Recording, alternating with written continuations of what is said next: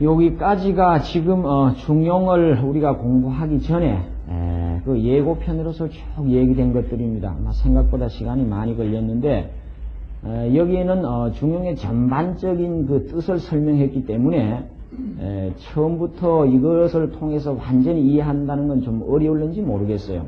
뭐 유교라는 것이 이렇게 한두 시간에서 다 한다는 건 있을 수 없는 일이고, 그래서 이제 구체적인 그 내용을 이제 오늘부터 들어가게 됩니다. 그것이 이 페이지에 있는 그 경전의 내용입니다. 근데 앞서도 얘기했습니다만은 이 책이 주자가 주를 한 거기 때문에 주자가 해석해 놓은 걸 주로 공부합니다.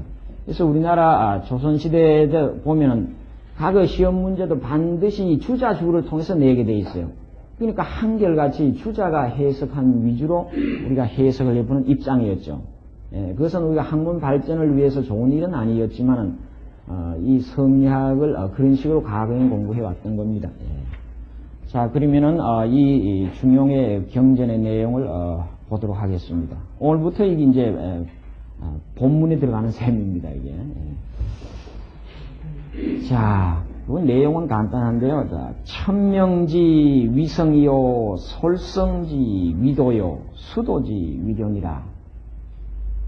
어려운 글자 없죠. 천명지 위성이요. 하늘이 명령하는 것을 성이라 이르고, 이를 위자죠. 천명지 위성이요. 천명, 하늘의 명령이다. 우선 직역을 해보면 그렇죠. 하늘이 명령하는 것을 성이라 하고, 말이 좀 어렵습니다. 솔성지 위도요. 성을 따르는 것, 따를 솔자죠. 성을 따르는 것을 도라 하고, 수도지 위견이라 도를 닦는 것을 교라고 한다. 교라고 이를 위자 이른다. 아마 이 내용이 어떻게 보면 중용의 가장 중심되는 핵심적인 사상입니다. 그래서 결과적으로 밑에 내용들은 이 말을 어떻게 실천하고 이해할 것인가 하는 것을 여러 예를 들어 설명한 거다. 이렇게 볼 수가 있어요. 참, 이 천명지 위성이요, 솔성지 위도요, 수도지 위교다. 이 말이 상당히 그 중요한 의미를 가진 말이기 때문에 오늘은 주로 이 말과 연관해서 설명을 가하면서 좀 이야기를 할까 합니다. 그리고 이제 이 경전에 대해서 이제 주자가 밑에 주를 쭉 해놓은 것이 나오고, 그 다음에 그 5페이지로 가가지고 한번 보죠. 우선 경문 내용 자체만 보고 설명을 좀 가하겠습니다. 도야자는 불가 수유이하니 가이면 비도예라. 시고로 군자는 개신호 기소 부도하며 공구호 기소 불문이니라. 도야자는 불가수유이하니, 도라 그는 것은 이때 야라 그는 것은 허사입니다. 자라 그는 것도 허사죠. 도라는 것 의미가 없습니다. 도라는 것은 불가수유이하니, 수유라는 건 잠시, 잠깐 그런 말이죠. 잠시도 떠날 수 없는 것이니, 도라 그는 것은 잠시도 떠날 수 없다. 가이면 떠난다면은, 떠나게 된다면은, 떠날 수 있다면은, 가는 가능의 말이죠. 비도해라. 도가 아니다. 도가 될 수 없다. 이러한 연고로, 시고로, 이러한 까닭으로, 이러한 연유로 군자는 개신호 기소 부도하며 그 보이지 아니하는 곳에서 개신 경계하고 상가며, 앞서도 나왔습니다만 이 어조사 호자는 이 어자와 통용입니다. 그렇죠? 뭐뭐에서 뭐뭐에 그런 식으로 해석을 하는데, 군자는 개신호 기소부도다. 그 보이지 않는 곳에서 경계하고 상간다. 이제 그런 말이에요. 그리고 공고 기소 불문이니라. 그 보이지 아니하는 바에서 두려워할 공, 두려워할 구, 두려워하고 두려워한다. 단락이 어디까지 되냐면 그 옆에 7페이지까지 됩니다. 그거까지 보고 한번 얘기를 하겠습니다. 막현호은이며 막현호민이 고로 군자는 신기독이 아니라 막현호은이며, 이때 견자는 볼견이 아니고 나타날 현자.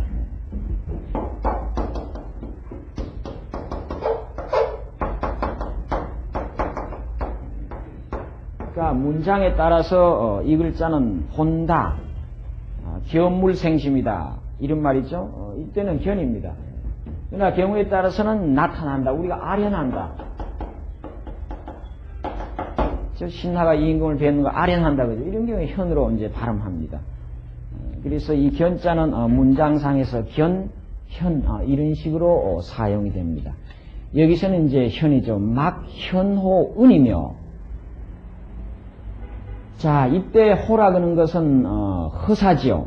근데 이 어조사 어자와 통용인데 이때는 부사적인 비교급으로 씁니다. 보다. 앞서 이런 용례가 나왔어요. 이 은자는 숨을 은자죠. 숨는 것보다도 보다도 더 잘 나타나는 것은 없다. 이 없을 막자죠. 숨는 것보다 더 나타나는 것은 없다. 그 다음에 막현호민이 미세한 것보다 적은 것보다도 더 잘 드러나는 것은 없다. 그러한 까닭으로 군자는 신기독이 아니라 군자는 홀로 있을 때를 상간다. 여기까지가 경문의 내용입니다. 그래서 이 천명이라든가 성이라든가 도라든가 교에 대한 설명을 하고 나서 이 주자는 주를 어떻게 했느냐, 그 세 주를 한번 읽어보도록 하겠습니다.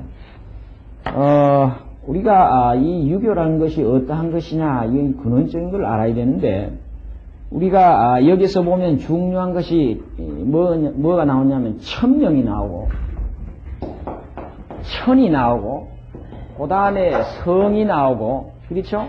그 다음에 도가 나오고 그 다음에 교가 나옵니다. 예. 그래서 천명지 솔성이요 수도지 위교요 이런 얘기인데, 천명 할 때 이 천은 어떠한 관념이냐? 예, 천. 우리가 단순히 얘기하면 하늘 천자에서 하늘이다 이제 이런 말이 될 수 있는데, 이 천은 이 유교에서 얘기하는 것은 대체적으로 가장 일찍이 나타난 그 천의 그 정거는 시경, 서경, 시경, 서경이라고 있죠. 삼경 중에 이런데 이제 그 천의 관념이 많이 나타납니다. 여기 나타나는 천은 인격적인 초자연의 모습, 그러니까 우리 인격을 뛰어넘은 초자연적인 그런 모습으로 그 유교 경전에는 나타나기 시작합니다. 천이라는 것이. 그런데 이 신은 천지 만물을 주재하고 절대적인 권능을 가지고 이 인간 세상을 섭리하는 그런 존재로서 초기에 파악되어졌다. 이렇게 우리가 얘기할 수 있어요. 이 천이라는 것이. 근데 이 천은 인간의 그 선악에 따라서 벌을 주는 그런 기능도 가지고, 그렇죠? 그래서 예를 들면 군주가 실덕을 한다, 정치를 잘못한다, 이래 할 때 천은 그 응징의 대상으로서 어떤 자연의 변화를 나타냅니다. 예를 들면 홍수가 난다든가 가뭄이 심하다든가 태풍이 분다든가, 이거는 뭐냐면 군주가 실덕을 했다. 이런 경우에 천은 이 모든 존재를 통섭하는, 관리하는 그런 존재이기 때문에 군주의 실덕을 그런 식으로 응징을 하는 천, 이런 식으로 이제 동양에서는 이 천이 많이 나타나고 있죠. 근데 이러한 천은 개념을 규정해보면 대체적으로 그 세 가지 형태로 나타나고 있어요. 이러한 천이. 예를 들면 왕조가 바뀔 때, 군주가 실덕을 할 때, 이 정치적인 의미에서 이 천이 잘 나타납니다. 그래서 왕조 변혁과 관련된 그런 정치적인 의미와 결부돼서 천이 나타나는 걸 볼 수가 있어요. 그래서 예를 들면 우리가 중국에서 보면 가장 이상적인 인간의 가장 그 성인에 가까운 요성이 있었는데, 이때는 정권을 어떻게 돼 있어요? 자기 아들이 있는데도 불구하고 전부 선양을 해서 자연스럽게 요가 순이 오히려 넘겨줬습니다. 근데 이제 하은주 때 오면은 가장 포악한 걸주 같은 사람이 나타나요. 이런 경우에 걸이라든가 포악한 임금, 주 같은 임금이 나타나는 경우는 이거는 쳐도 좋다. 이런 얘기입니다.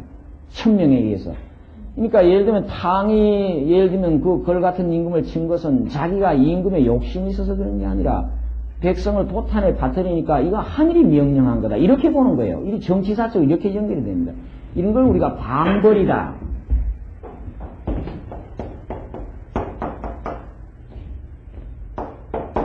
방벌이라고 합니다. 그래서 맹자 같은 사람도 그랬어요. 임금을 갈아치울 수는 있다. 근데 단 조건이 있어요. 임금이 임금답지 못할 때는 갈아치울 수 있다. 그래서 맹자 사상이 상당히 그 혁명적인 요소를 갖고 있는 걸 볼 수 있는데, 이 동양에 있어서 이 천이라는 관념은 이렇게 그 정치와 맞물려서 왕조 변혁과 관련된 정치적인 이런 천명으로 나타나는 경우도 있고, 이게 이제 가장 그 초기적인 그 모습의 그 천이죠. 그 다음에 이 운명론적인 천이 있습니다. 운명론적. 이것은 무슨 얘기냐면, 인간과 관련해서 오래 살고, 그렇죠. 그 다음에 일찍 죽고, 누구는 일찍 죽고 누구는 일찍 사느냐. 또 누구에는 하가 따르고 누구에는 복이 있느냐. 또 인간의 질서에 보면 늘 그렇습니다. 착한 일 한다고 꼭 복이 따라오고 악한 일 한다고 늘 악이 따라와서 그대로 나타나는 건 절대로 아니에요. 그래서 이 인간이 살아가는 데 있어서 맹자도 그런 적이 있고 공자도 그런 적이 있습니다만, 예를 들면 공자가 그랬죠. 자기가 가장 사랑하는 제자 아내가 죽었을 때 하늘이 나를 망쳤다. 하늘이 나를 망쳤다. 이건 인간의 의지로 어쩔 수 없는 겁니다. 이 운명론적인 천입니다. 그럴 때 하늘을 대해서 원망을 해요. 하늘이 어떻게 이렇게 불공평하냐 말이지. 이 아까운 사람, 나의 도를 잃은 사람을 왜 빼앗아가느냐. 이 하늘에 어떤 의지가 있느냐. 이제 이런 문제가 걸린 겁니다. 그래서 이런 의미에서 보면 이 천이라고 하는 상당히 운명론적인 이런 천의 모습으로 나타나는 걸 볼 수가 있어요. 그 다음에 이 윤리적인 천명입니다. 윤리적인 천명. 다시 말하자면 인간이 지닌 고유한 덕성을 하늘이 부여했다고 보는 겁니다. 인간이 갖고 있는 덕성이라는 건 구체적으로 보면 유교에서는 인의 예지를 가리키는 것인데, 이것이 하늘이 우리에게 부여했다고 보는 거예요. 그래서 유교에서 가장 중요시하는 것은 지금 이 마지막에 윤리적인 천명입니다. 그러니까 인간이 그러면 태어날 때부터 갖고 온 이 성품, 여기에 제일 첫물에 천명지 위성이라고 했어요. 하늘이 명령한 것이 성품이다 했는데, 그럼 이 성이 인간이 갖고 있는 성, 이 천성이라 하는 건 그 어떠한 상태냐, 이제 이런 문제죠. 그래서 이걸 구체적으로 논리화, 체계화 시킨 것이 유학이다, 유교다, 이제 이렇게 얘기를 할 수가 있어요. 그러니까 물론 우리가 역사상에 있어서는 아까 얘기한 정치적인 의미에서 천이 왕조 변혁과 더불어서 나타난 경우도 있고, 운명론적인 천도 있지만은 유교에서 가장 중요시하는 것은 이러한 덕성과 관련해서 하늘이 사람에게 부여한 이 성품의 문제입니다. 여기에 우리가 가장 초점이 놓여 있다, 이렇게 우리가 얘기를 할 수가 있어요. 예. 그래서 유가 사상이 확립되기 전에는 대체적으로 지금 얘기한 이 세 가지의 천이 존재해왔다, 이렇게 이야기를 할 수가 있을 겁니다. 그런데 그러면 이러한 천이 명령하는 것이, 여기서 천명은 우리가 아까 얘기한 세 번째 그 윤리적인 천명인데, 그럼 이 윤리적으로 인간이 갖고 있는 인의예지라고 하는 것을 사실은 하늘이 명령한 것이 성이라는 겁니다. 이것은 누가 의해서 확립이 되어 있냐면 맹자의 성선설을 두고서 하는 소리인데,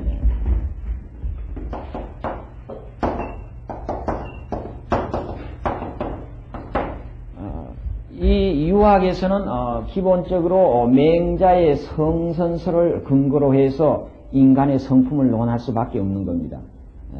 그 맹자의 이제 그러한 신뢰가 많이 나오는데, 이 성품, 다시 말하자면 이 인간의 성품은 기본적으로 착하다, 이걸 이제 바탕으로 하고 있는 겁니다.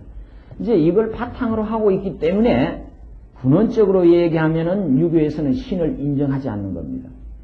인정할 필요가 없는 거예요. 그건 무슨 얘기냐면 하늘이 진 성품을 잘 갈고 닦으면 이건 우리는 성인의 경지까지 이룰 수 있다고 보는 거예요. 그렇기 때문에 유교의 궁극적인 인간은 자기 내면을 통해서 자기 확립을 이루는 것이 바로 유교의 본질이다. 이렇게 볼 수 있어요. 이런 의미에서 유교에서 신이라고 인정이 되지 않고 이런 의미에서 종교학자들은 유교는 종교가 아니다. 왜냐하면 신을 인정하고 신이 없다는 얘기는 내세를 인정하지 않는다는 얘기니까 이제 그렇게 얘기를 하는 겁니다. 이제 그런 일면도 없지 않아 있어요. 그러면 유교에서 얘기하는 공자가 얘기하는 이 성선설의 바탕은 인이 예지를 드는데 그러면 인은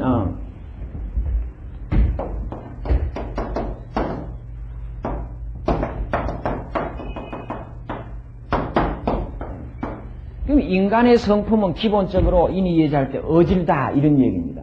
물론 순자 같은 사람은 인간의 성품은 악하다 하는 이런 성악설을 내세운 경우도 있습니다만 그거는 기본적으로 인간의 성품을 동물적인 측면에서 보고 하는 얘기고 맹자는 기본적으로 인간의 성품은 착하다 이런 얘기를 했습니다. 또 하나 예를 들면 이런 얘기가 나오죠. 어린애가 예를 들면 우물가에 놀다가 빠졌습니다. 그러면 그 빠진 어린애를 보고 누구든지 쫓아가서 그 어린애를 구합니다. 그럼 그 어린애를 구할 때는 내가 어린애를 구함으로 인해서 어린애 부모로부터 어떤 특별한 대가를 받을 것이다. 그런 생각을 하고 가서 구하는 사람은 없을 거라는 겁니다. 또는 내가 그 어린애를 구하지 않으면은 그곳에 있는 그 동리에 있는 사람들로부터 비난을 받을 소지가 있으니까 내가 구하지 않으면 안 될 거다. 그런 생각을 하고 구하는 것도 아니라는 겁니다. 그건 뭐냐? 이 마음 저 밑바닥에 어진 마음이 있다고 이렇게 보는 겁니다. 그래서 어진 마음은 어디서부터 출발하느냐? 맹자는 측은지심이라고 했어요.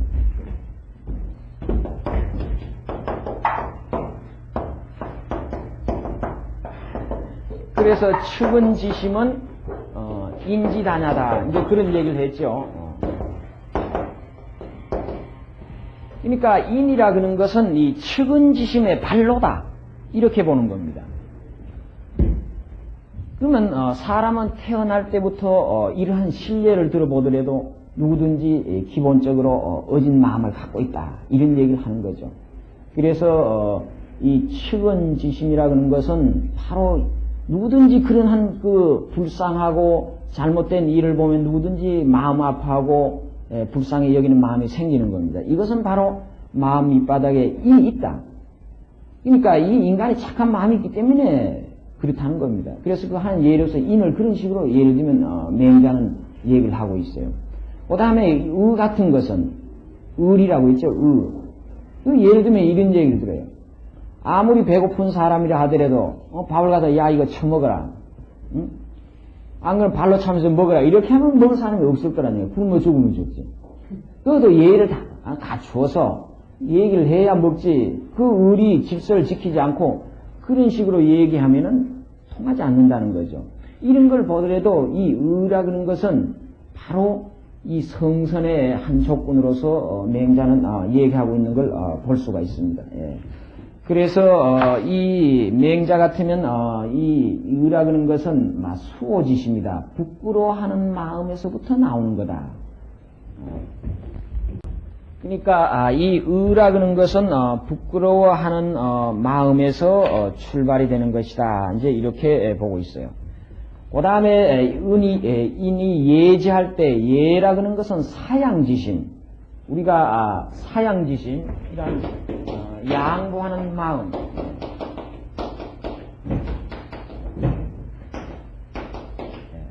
사양지심이 결국 예의 출발점이 된다.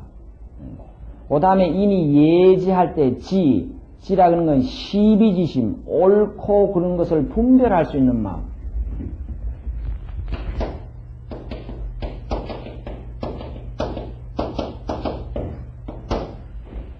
그래서 이 맹자가 얘기하는 측은, 수호, 사양, 시비지심 이런 것은 누구든지 마음 밑바닥에 알고 있다는 겁니다.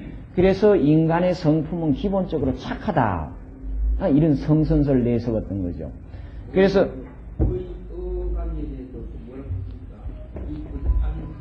예?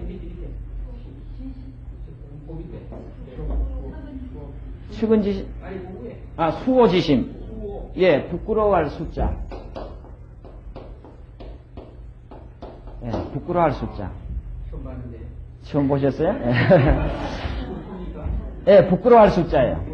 예. 예, 수치라고 저렇게 씁니다. 예. 수치심을 가진, 예.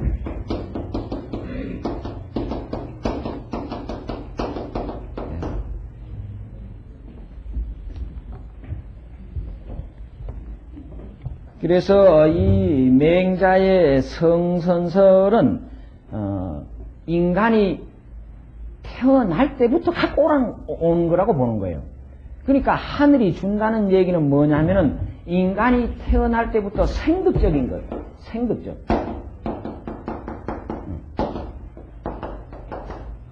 다시 말해서 태어나면서부터 갖고 오는 것이지 인간이 태어난 뒤에 어떤 가르침을 받았다거나 누구로부터 물려받았다는 거나 그런 것이 아니라는 거예요. 그러니까 생득적으로 타고 나오면서부터 갖고 나왔다. 이니 예지란 말은. 그래서 누가 가르쳐 주지 않는다 하더라도 아까 하나의 실제 예를 든 거 어린애가 빠진다든가 또는 누구에게 뭐를 줄 때 그런 수치심을 가지게끔 하면서 준다거나 이런 경우에는 그것이 통하지 않는다는 겁니다. 그건 뭐냐? 가르쳐 주지 않아도 생득적으로 갖고 왔기 때문에 그런 현상이 자발적으로 어떤 계산을 따지지 않는 상태에서 그렇게 나온다는 거죠. 그래서 이것이 하늘이 명령한 성이라는 겁니다. 이 성은 뭐냐? 성선설에 바탕을 했다. 이런 얘기입니다. 그래서 이 유학에서 이 성선설이라는 것이 결과적으로는 아까 얘기한 것처럼 어떤 절대적인 어떤 기독교의 하나 예를 든다면 인간을 신에 얽매이게 할 필요가 없다. 이런 얘기입니다. 그러니까 이 유교에서 천이라고 하는 것은 인간을 구속하는 절대적인 어떤 유일신 절대 그런 건 아니에요. 그러니까 천이라고 하는 것은 뭐냐? 기본적으로 자기 내면 속에 있다. 한마디로 보면 이렇게 또 보는 입장입니다. 그러니까 내면의 생활을 얼마나 충실하느냐. 이것은 결국 하늘이 준 이 성품을 잘 갖고 닦아서 결국 하늘의 의지를 실현하는 것. 이것이 가장 성인, 우리가 유교에서 궁극적으로 지향하는 성인의 모습이다. 이렇게 보는 거죠. 예. 그래서 공자도 보면 그 논어에 그런 얘기를 했어요. 자기는 50이 지천명이라 그랬습니다. 50이 돼서 천명을 알았다 그랬어요. 뭐 공자가 그랬으니까 우리 같은 일반인들이야 글쎄요 50이 아니라 넘는 해도 그 천명 하늘이 준 명령을 알기는 상당히 어려울 거다 이렇게 보는 겁니다. 예. 그러니까 공자 같은 사람 보면 끊임없이 인이라는 건 뭐냐? 하늘이 준 인이 이해질 이걸 잘 닦아서 갈고 닦아서 그 궁극의 경지에 있는 사람, 뭐 그런 분이 공자가 아니었느냐, 맹자 같은 사람이 아니었느냐. 그래서 그런 경지에 이런 경우는 모든 세상을 달통한다 이렇게 볼 수 있는 거죠. 그래서 기본적으로 성선설의 바탕을 두고 있기 때문에 이제 유교가 갖고 있는 성격이 신을 인정하지 않을 수 있는 그런 소지도 마련되었던 거라고 이렇게 보는 겁니다. 예. 그래서 우리는 이 하늘이 명령한 것이 성이다 하는 것은 그런 관점에서 우리가 이해를 해야 될 거예요. 예.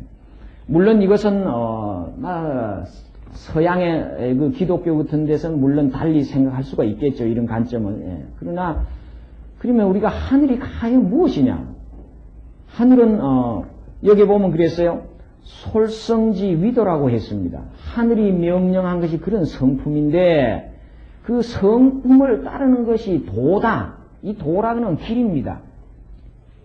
우리 영어의 로드 단순한 그런 길이 아니라 인간이 걸어가야 할 도리, 인간이 따라가야 할 꼭 지켜야 할 어떤 하나의 그 수단, 목적으로서 제시된 겁니다. 이 도라는 것은, 길이라는 것은. 그러면 이 도라는 것은 어떻게 해야 될 것이냐? 하늘이 준 성품을 잘 갈고 닦으면 그 도를 실천하는 게 된다. 이렇게 보는 거예요. 그러니까 이 도라는 것은 뒤에 이제 그 주자가 주한 것도 뒤에 읽어보면 나오겠지만은 이 도를 우리가 어떻게 실천하느냐, 이게 이제 상당히 문제가 된다, 이렇게 볼 수가 있어요.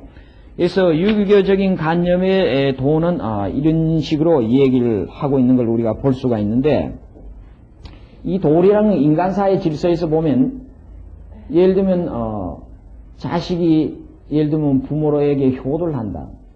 또 부모는 자식을 사랑한다. 부부간에 애정을 가져야 된다. 형과 아우가 우애가 있어야 된다. 이런 건 뭐냐면 인간이 걸어가야 할 기본 질서입니다. 도리입니다. 그래서 우리가 예를 들면 오륜 같은 것도 하나의 유교 질서를 회복하기 위한 하나의 이 도에 불과한 거라고 볼 수가 있는 거예요. 그래서 이것이 학대되면 어떻게 되느냐. 족계는 자기 가정, 이웃으로부터, 이것이 학대가 되면 이 도의 질서라는 것이 예를 들면 사회로, 세계, 이 만방으로 학대가 된다는 거예요. 이것이 더 학대되면 뭐냐? 인간이 인간 간의 문제가 아니라 이 인간과 이 우주 질서 사이까지 이것이 학대가 된다고 보는 거예요. 그래서 이 유교에서는 이런 실천의 방법이라는 것은 가까운 데서부터 먼 데로, 낮은 데서부터 높은 곳으로 이렇게 옮겨가야 된다, 이렇게 보는 겁니다. 그건 예를 들면 그런 식으로 얘기를 하죠. 물이 흘러가려면은 쭉 수로를 따라 흘러가다 웅덩이가 있으면 물이 거기에 웅덩이에 가득 차야 그 다음에 다른 곳은 넘쳐 흐르는 겁니다. 이 사랑이라는 것도, 이 질서의 도라는 것도 자기 가정에서 실현 못하면은 사회로 확대되기 어려운 겁니다. 가정이 불안한 사람이 사회에 나가서 자기 할 일 제대로 하기 어려운 거죠.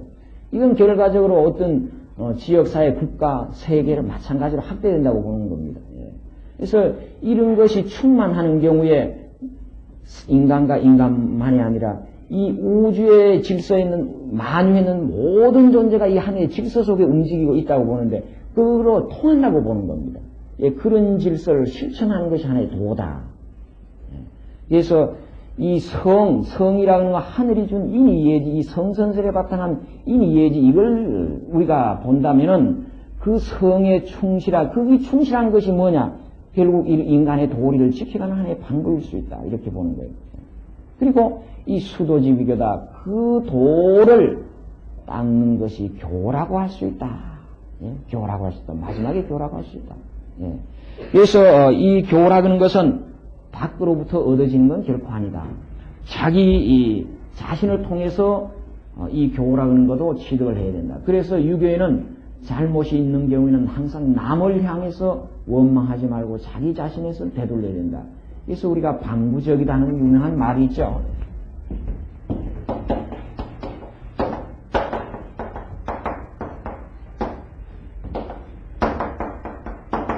이건 허사로 지어의 용법입니다. 되돌려서 자기에게서 구하라. 그러니까 모든 것은 자기에게 딸려 있는 것이다. 그러니까 자기를 통해서 획득을 해야 된다.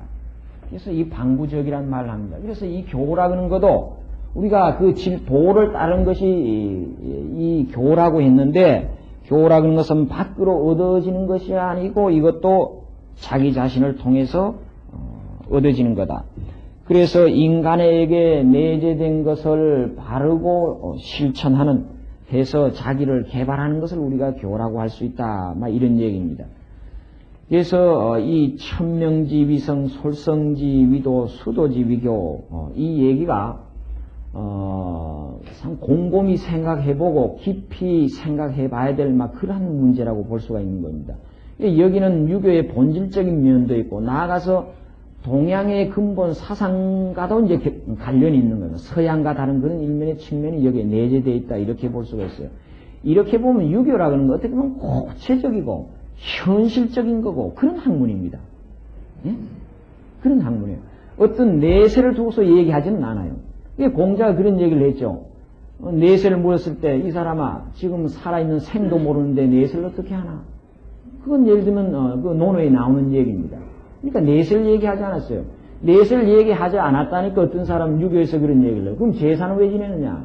이런 얘기를 합니다. 유교에서 신을 인정해서 제사를 지낸 건 아닙니다.